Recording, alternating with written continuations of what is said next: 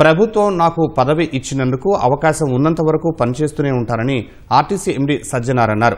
సంస్థ మీది, ఆ సంస్థను కాపాడుకోవాల్సిన బాధ్యత మీపై ఉందని ఆర్టీసీ బోర్డు సభ్యులకు దిశానిర్దేశం చేశారు.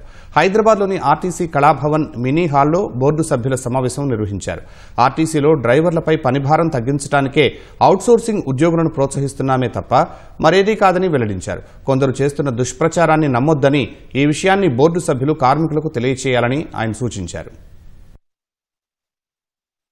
మీరు అందరూ బాగా అంటే బాగా కష్టపడి అది వెంటిలేటర్ నుంచి ఐసీయూ నుంచి ఆర్డినర్ రూమ్ నుంచి ఇప్పుడు అది బయటకు వచ్చి డెఫినెట్లీ మంచి ఒక స్థాయిలో ఉందని చెప్పడానికి నాకు చాలా సంతోషంగా గర్వంగా అనిపిస్తుంది. ఇదంతా సంస్థ లాస్ట్ గా మీరందరూ కూడా మీ సంస్థ ఇది. నేను ఒక నాన్ ప్లేయింగ్ కెప్టెన్ గా వచ్చాను. ఏదో గవర్నమెంట్ నాకు పోస్టింగ్ ఇచ్చింది, ఇక్కడ రావడం జరిగింది.